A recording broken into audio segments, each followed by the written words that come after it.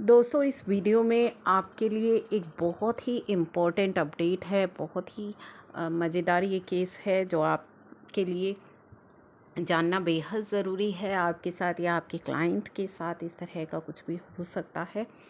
तो चलिए, ये अपील फाइल की गई थी एसएससी के द्वारा अगेंस्ट द ऑर्डर जो उसके पास आया था 1 अप्रैल 2021 को of national faceless appeal centre Delhi related to assessment year 15-16 से जुड़ा ये केस है। तो appeal in this appeal SSC ने चैलेंज किया ऑर्डर को, किसके ऑर्डर को, जो कि पास किया गया था सीआईटी अपील्स के द्वारा, जहां पे सीआईटी अपील्स ने कंफर्म की थी पेनल्टी जो कि लगाई गई थी असेसिंग ऑफिसर के द्वारा अंडर सेक्शन 271(1)(c). तो चलिए जल्दी से इस केस को समझ लेते हैं। एसएससी एक सैलरीड एम्प्लॉय है with measure SAP lab India private limited for assessment year 15-16। SSC ने अपनी रिवाइज रिटर्न फाइल करी 8 मार्च 2016 को, जिसका एक्नॉलेजमेंट नंबर भी यहाँ पे है, और अपनी इनकम डिक्लेयर की around 14 lakh which was arrived after, जो कि आई थी, जिसमें लॉस जो है दिखाया गया था हाउस प्रॉपर्टी का 6 लाख के अप्रोक्सीमेट, डिडक्शन क्लेम करी थी 2 लाख के अप्रोक्सीमेट। अकॉर्डिंगली रिफंड क्लेम किया गया 2,28,340 रुपये का अपनी आईटीआर में। ठीक है, रिटर्न प्रोसेस हो गई सेक्शन 143(1) में 13 अप्रैल 2016 को, और रिफंड इशू कर दिया गया। 24 जनवरी 2018 को एक सर्च एक्शन लिया गया under section 132 by the income tax department के द्वारा at the resident of tax consultant, यानी कि एसएससी का जो टैक्स कंसल्टेंट था उसके वहाँ पे एक सर्च कंडक्ट हुई जिसका नाम था mister Nagesh Shastri. And during the course of search एक स्टेटमेंट रिकॉर्ड की गई उस टैक्स कंसल्टेंट की। A statement under section 131A was recorded from the tax consultant से at the office of deputy director of income tax. इन 2 statement जो उसका tax consultant था उसने एडमिट किया कि उसने कुछ बोगस क्लेम्स दिखाए हैं आईटी रिटर्न्स में और डिपार्टमेंट से रिफंड लिया है।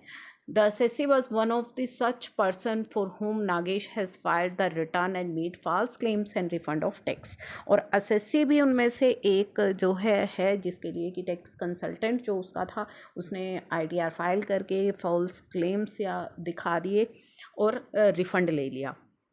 अब एओ ने जो टैक्स कंसल्टेंट है उसकी स्टेटमेंट पर रिलाई करने के बाद एसएससी को नोटिस इशू किया गया 148 का नोटिस रिसीव होने के बाद एसएससी दूसरे टैक्स कंसल्टेंट के पास गया और एसएससी रियलाइज़ कि जो मिस्टर नागेश शास्त्री है, यानी कि पहला वाला जो उनका टैक्स कंसल्टेंट है, वॉज नॉट सर्टिफाइड सीए, और रिटर्न जो उसने फाइल करी थी उसने उसके अंदर इनकरेक्ट इन्फॉर्मेशन दिखा दी है।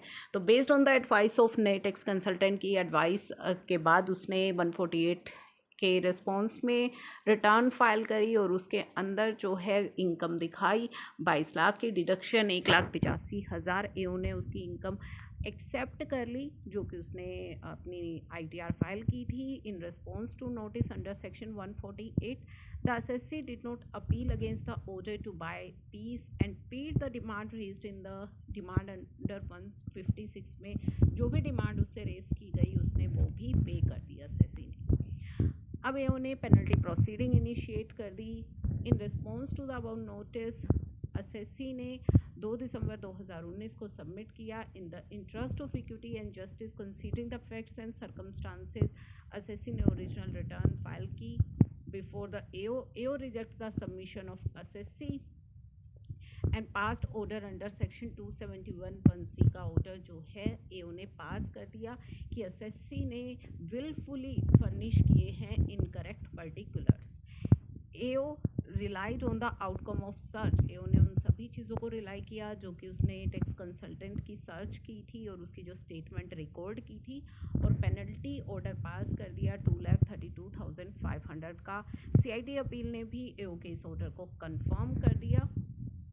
नाउ अब यहाँ पे देखते हैं कि the assessee has preferred the present appeal before the tribunal के सामने सामने उसने अपील फाइल करी।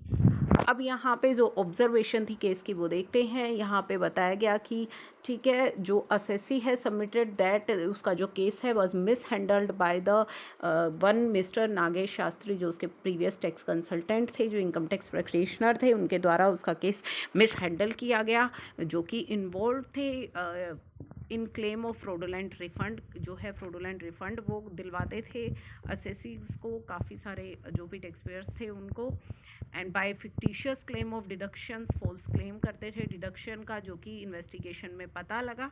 And it was submitted that without the knowledge of assessee को उस चीज़ की कोई नॉलेज नहीं थी। जो टैक्स प्रैक्टिशनर थे उन्होंने उसकी रिवाइज रिटर्न फाइल करी and all the requested password was kept. सभी पासवर्ड जो है उनके टैक्स कंसल्टेंट के पास थे। And by giving mobile number जो है उन्हीं का था, टैक्स प्रैक्टिशनर का mobile number and email address जो कि डिपार्टमेंट को दिया था ओरिजिनल रिटर्न में एंड रिवाइज रिटर्न में, वो दोनों डिफरेंट थे, which can be looked into. Further it was submitted, जो एंटायर रिफंड इशू किया गया था वो रिकवर्ड बैक कर लिया गया है इनकम टैक्स अथॉरिटी के द्वारा। उन्होंने जो असेसी के बैंक अकाउंट अटैच करके अकॉर्डिंग टू द यहाँ पे आई थी there was no fault of assessee in filing the revise return file करने में। असेसी का कोई भी डिवॉल्ट नहीं है इस तरह का फ्रॉडुलेंट क्लेम लेने में। और जो एंटायर इशू है फ्रॉड का वो किसके द्वारा किया गया, मिस्टर नागेश शास्त्री के द्वारा किया गया। And the assessee wide bona fide in इस action and no default from the assessee की साइड से कोई डिफॉल्ट इसमें नहीं है। तो दोनों पार्टीज़ को सुनने के बाद in the quantum proceeding assessee ने एडिशन को एक्सेप्ट किया, बस he was mislead by the Nagesh Shastri के द्वारा असेसी को मिसलीड किया गया था, जो कि जिन्होंने कि ये रिवाइज रिटर्न फाइल करी थी और ये फॉल्स डिडक्शंस उसके अंदर दिखाई गई थी। The same fact and argument in the penalty proceedings are not considered. In our opinion, it is proper to examine whether Mr. Nagesh Shastri is instrumental in claiming fraudulent refund on behalf of assessee by indulging in malpractices.